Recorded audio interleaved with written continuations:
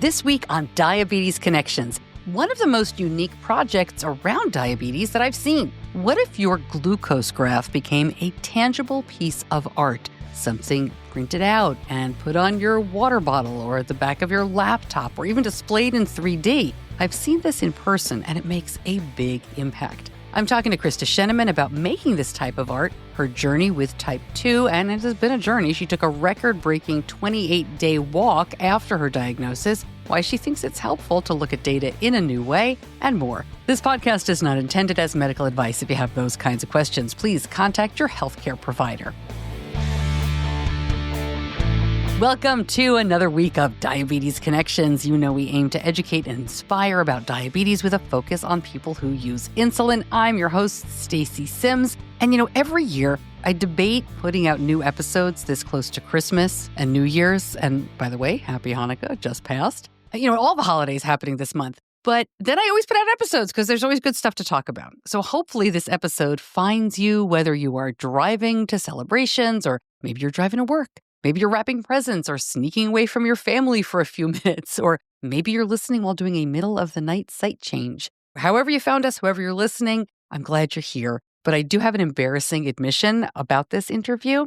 We did it in June of 2024. Yeah, this was at the D-Data conference, which happened the day before the ADA Scientific Sessions conference in Florida in the summer of 2024. And I was going to air it back then as part of that year-long Type 2 Diabetes Connections podcast I was doing at the time. And as I think about it, I probably will put this episode into that feed because people continue to find and really like that podcast, which is pretty cool. But I thought I lost this interview. There are two interviews that I thought were gone forever. This one and one coming soon from Orange Biomed. But I did find them, luckily, thankful for backups, even if I put them in sneaky places that I couldn't even find.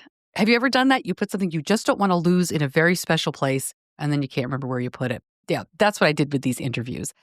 I have actually lost touch with Krista. I did reach out a couple of weeks ago to tell her that I found the interview and I was airing the episode, but I haven't heard back. So if you do know Krista Shenaman, please tell her this interview is finally airing, and I would love to get an update on what she's doing now. I am sharing this because what she has to say is still very, very relevant. And she may be the first certified pedestrian that I have ever interviewed. Here's my conversation with artist Krista Shenaman. Krista, welcome. It's good to talk to you again. It's been a while. Thanks for coming on the show. Yeah, I think we met in June at D-Data. Yeah. So let me start right there. Tell me again, what were you doing at D-Data? Because you were very different than most of the folks that were attending that conference. So tell our listeners what you were involved in. Absolutely. I'm a type 2 diabetic and an artist, and I do a lot of work around what it looks like to be diabetic in this space that maybe doesn't recognize what your body is going through. A little bit of internal versus external landscape looking. And so I received an email from the D-Data coordinator, and she was like, hey, you're doing some work. I want to, kind of feel you out and see if you're interested in this opportunity. And I was like, I'm so glad you emailed. I'm going to do this weird thing. So at D-Data, I brought my Cricut, I flew it from Michigan to Florida, my Cricut machine, the vinyl cutter, and I printed people's real-time glucose right there on vinyl for them to stick on water bottles or laptops or phones, kind of wherever they wanted. I'm interested in bringing that data to life, to the real world. Yeah. It's hard on an audio podcast, but basically what you printed, you've said it, and I'm sure most of you listening have figured this out, the graph, the little mountain range. Yes. Yep. What is it like when you do that for people? What was their reaction? So this is my first event doing it with other people. I have been printing my own 24-hour landscape graph and kind of throwing it around for about a year. And it doesn't mean anything, right? When you're wearing someone else's glucose, right? There, it's strange. It's weird to have it out there, or it was for me. So this was my first event. And I told my partner who came with me, and she does the vector drawing for me. I was like, we're going to have a good time. It's going to be 1 or 2 stickers. It's not even going to be a big thing. We have never moved so fast in our lives for this event. I think we printed 50 or 60 stickers in under an hour. It was crazy. I have never had a feeling of just like something when you walk into something, you don't think it's a big deal. And then people just rush to you and they're like, we didn't even know we needed this. Yeah. And it was just life changing, like altering. And it really drove me to continue this work that I was already doing and kind of playing around with, and allowed me to see that it like was important to people. It was really interesting. I was there. Obviously, I don't have diabetes. I don't live with diabetes, so I didn't like push my way to the front of the line to get my straight line done. I mean, whatever. And I should say, before we go on, Krista, it was really hot. So kudos to you. Oh, it was my gosh. brutal. So you guys did an amazing job in that. Yes. Yeah. But Yeah. that's not exactly what we're talking about. Just wanted to mention it. But I think visualizing it is one thing, because people get to see that on their phones. I've been looking at my son's Dexcom numbers, I don't know, for 10 years now, right? But visualizing it in a way that, I don't know if it's like non-medical or non-traditional, almost fun, kind of affirming. I don't know, when you're putting stickers on water bottles, it really flipped it. Was that kind of how you reacted to it initially? Did you find other people talking about it in that way? Ultimately, this project came about. I was interested in selling my medical data in a very strange way. Medical data is wild, right? The whole laws and things like that around that. And as a Dexcom wearer, we are constantly looking at our own medical data. Yeah. And so this was fascinating to me that I was like getting real time alerts and just seeing it like develop, right? Like you get alert, I think every 5 minutes, or like a ping on the, or like a dot on the graph. And it just really resonated with me to see this. And I really wanted to see it away from the graph. Like, what does it mean when I took this line that like is very important to my everyday living away from like the connotations that like I was always seeing it with? What if I like separated the two, which is where we started with the landscapes. And then I do a lot of traveling. And so I landed in like the world of national parks where they have those giant wrap stickers. And I was like, hey, these two things look alike. And I did a lot of thinking on the walk, which we'll talk about a little bit later. And I was like, this is it. I want to print these things. I want to do weird things, layering them. I made that giant wooden sculpture of the 28 days where they kind of butted up against each other. I wanted it to live in the world without those medical connotations so that I could be proud of the thing my body did. Wow. Yeah. I had a question all teed up, but you just made me stop right there. Sorry. No, yeah. Hearing someone with diabetes say, so I could be proud of what my body did. We don't hear that. Usually it's, I can be proud of the actions I took or the technology I'm wearing. I rarely don't have a question. But so let me feel on that for a second. What does that mean? What are you proud of? And I'll be like devil's advocate and come in here and say, well, you have a chronic condition. Why are you proud of that? Because it's not working correctly. Correct. Yeah. So like, I have to think a lot about, I'm a type 2 diabetic. If I'm looking at the medical sense, I'm a younger type 2 diabetic. And a lot of that shame is like kind of layered in there, right? Type 2 and type 1 are looked at very differently and they're talked about very different. They're very different. And I lived with a lot of shame for the first like half, right, of the diabetic journey for me, and what it looked like to be, I guess, told at every instance that I told, like I would come up to people and be like, oh, I'm type 2, like telling them that I can or cannot partake in something, right?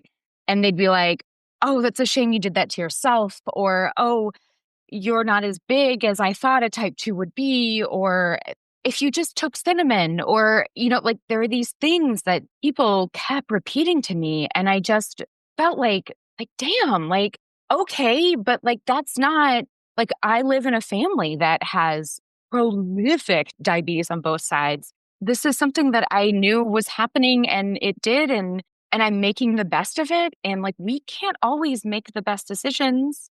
Yeah. And I want to be proud of the life that I live. And this is the body that I get. And I want to be proud of it. It is doing weird things. And that's okay. Like, I'm not saying like, yay, I'm happy about the cards that were dealt, right? But like, I need to be okay with how my body has been able to carry me to this point and just like do the things that I've been able to do and happy for those things. Which is a perfect segue into the question I was going to move to, which is all about the walk. You mentioned the walk. This is not just walk. Why don't you explain what you did and why you did it? Yeah. Oh man, this was long. Okay. It has been some years. I should have looked at the date, but did not. I think it's been 3 or 4 years now.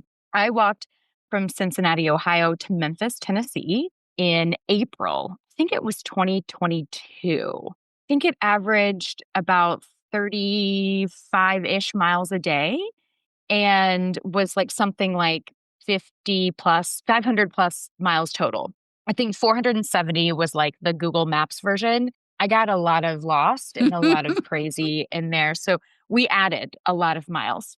Yeah. And I was interested in where I grew up, which was Memphis, Tennessee, and where I had at the time chosen a home, which was Cincinnati, Ohio, and what it looked like to come back home as a different person, both physically and mentally. I left home not being diabetic and kind of aimless in my like early 20s and came back.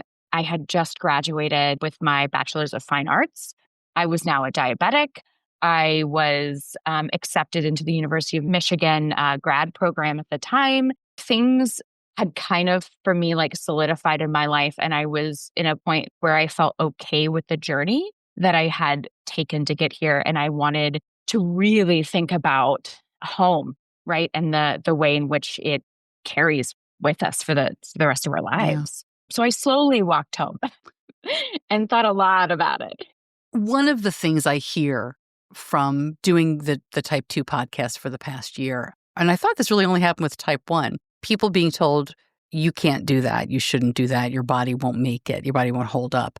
And I know that that was part of the conversation you'd had with some people before this walk. Did people really tell you that you couldn't?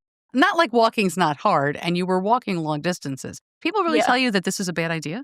Oh, yeah. Okay. So we'll start with just like safety and then we'll go into like doctor stuff. Okay.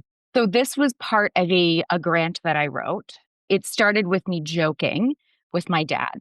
I was like, I'm just going to walk home. And he was like, oh, you can't do that. And I was like, bet. Like, no, I think I can.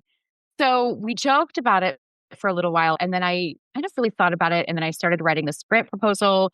I submitted the preliminary stuff and they were like, it's too risky. We're not going to fund this. And I was like, bet. So I became a certified pedestrian. Wait. What is a certified pedestrian? It is a very, very fast class online that you can actually get like this certificate from, I think it's the Highway Authority. It's typically for like older people who are no longer driving. Oh, I see.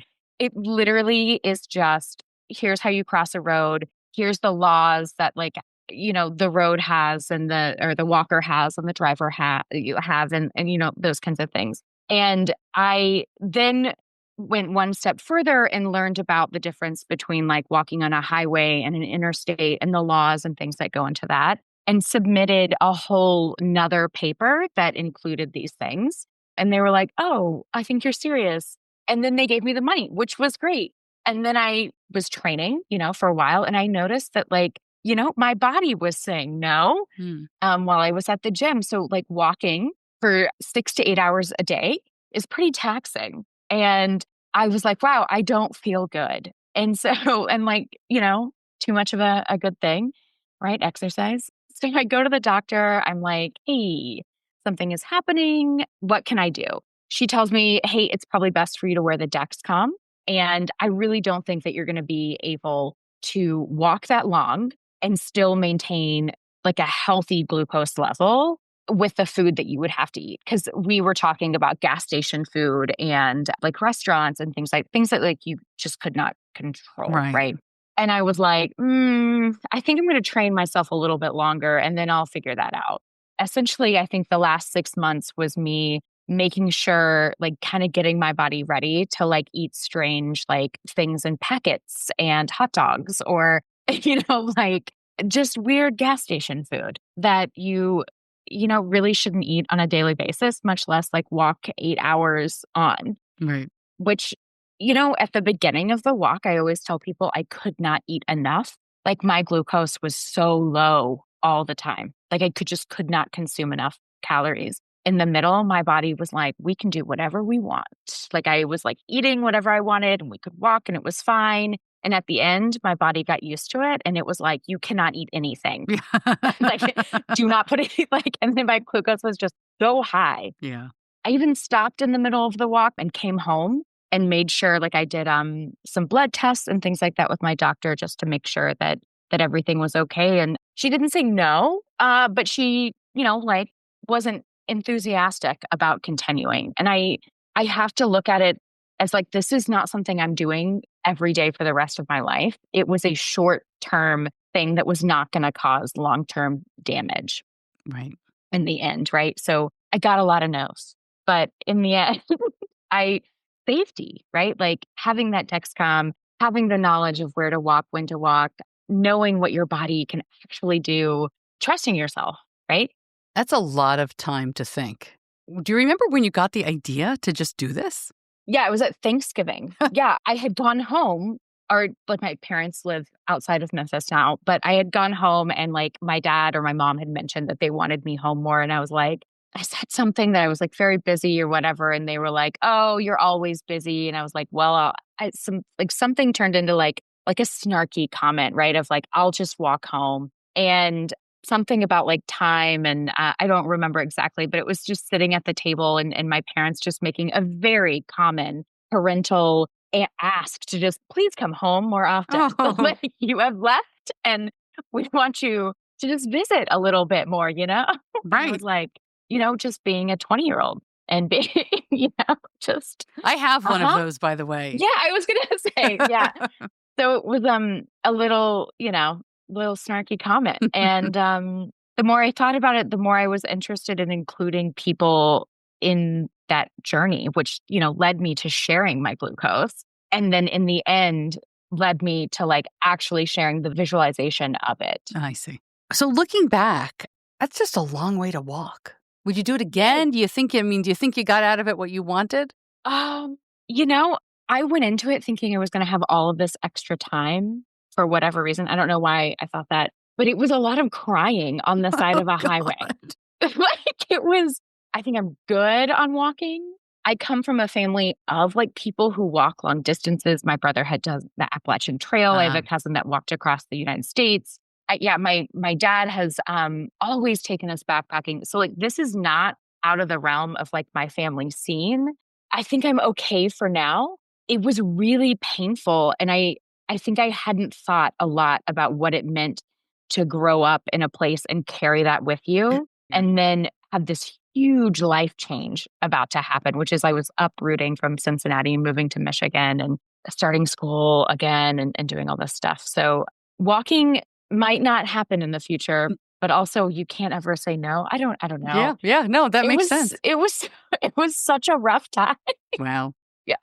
Since D-Data, you've gone to a couple other conferences. You had said you do weird stuff at conferences. So what other stuff are you doing at these events? So I'm still printing out other people's glucose stickers now. So I am continuing to travel with my silly giant Cricut machine. And I am going to be at, I think, a couple Ann Arbor public libraries coming up soon, which I'm very excited about. And having people drop in their landscape glucose images and then you print them on the spot. I really have been partnering with the Caswell Diabetes Institute here in Ann Arbor, which I'm very excited about. And I've been part of their very medical conference that just happened. And I'm excited about doing more of a like 50-50 medical and like general public conference coming up. Well, and that's interesting because I don't go to many medical conferences. Most of the events and conferences I go to are very community oriented. But when you get yourself around researchers and healthcare providers who are listening, we mean this in the best way. But this is a very different crowd. They're looking for information. They're taking the information in very differently. What do they make of you? Oh, okay. So this has been I'm calling it like infiltrating the system because I feel like I come off like kind of disarming. Like I'm like a green-haired girl that like, they're like, what is this thing here? And I'm like, hi, I'm an artist. And like, they're like, that's cute, very good. And then they continue to talk about their medical things. And I'm most interested in getting out of this is showing them that there are people to the data that they are talking about, people who not only like can understand the things that they're saying, people who are running in the same circles that they are, like I'm in the university with them. And in addition, like people who are able to take their very scientific presentations and very boring explanations of things and make it kind of like digestible and easy for others to understand, because we need that.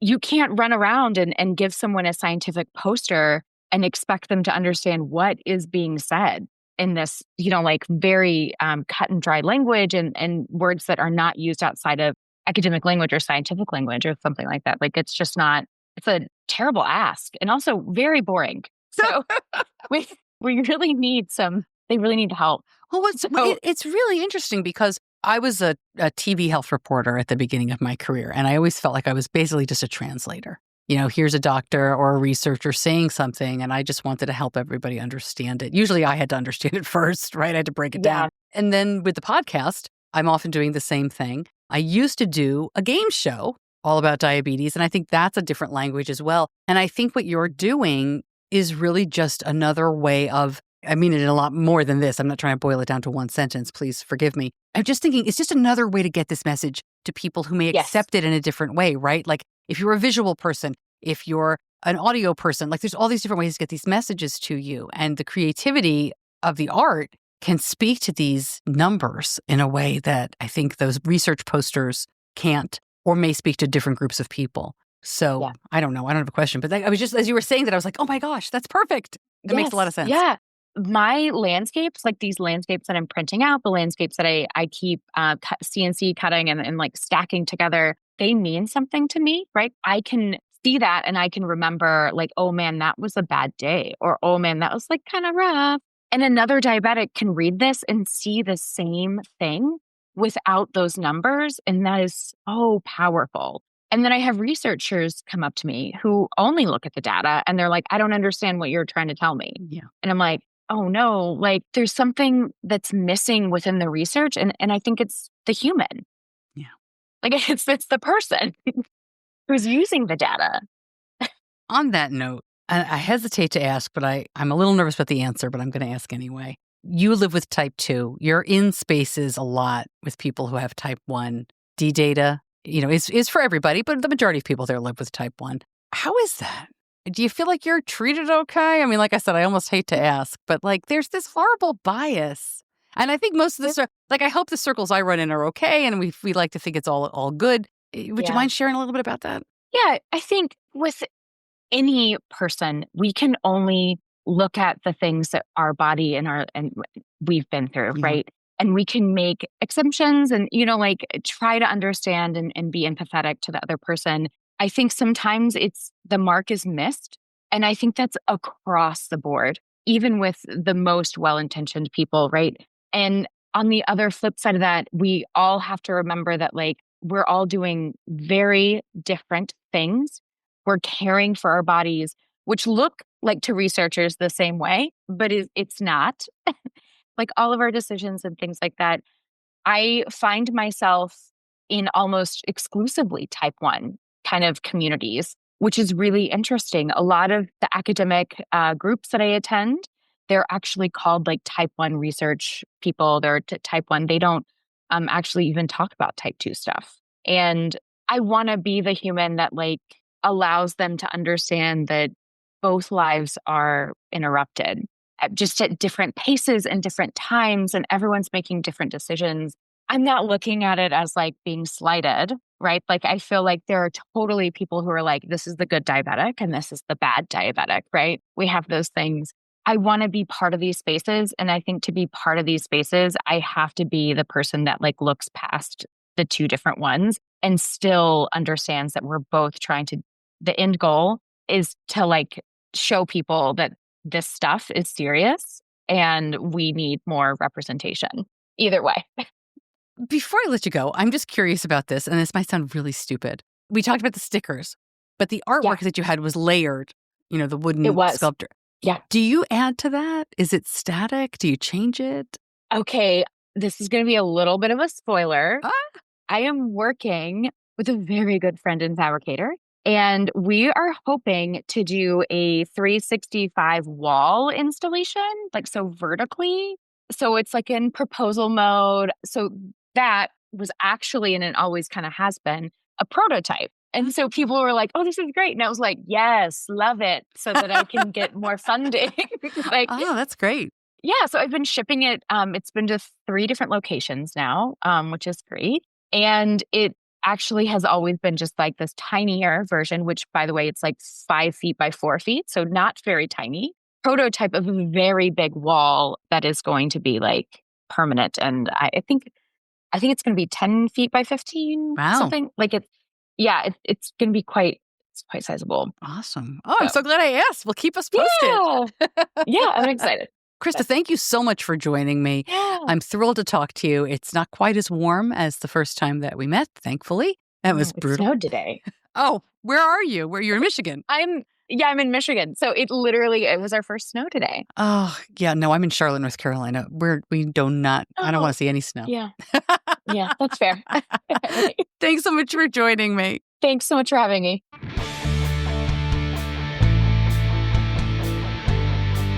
I'm going to link up some information and social links from Krista in the show notes. As I said, I really couldn't get in touch with her. So if you know her, tell her I've messaged her, and I would just love an update. And I hope she's still making art like this. I think it's absolutely amazing. As this episode goes live, it's just 2 days before Christmas. So I hope you have a very safe and happy holiday, however you celebrate. We do plan to be back next week and then barreling full steam ahead into 2026. Thanks to my editor, John Buchanan from Audio Editing Solutions. And thank you so much for listening. I'm Stacey Sims, and this time of year especially, be kind to yourself.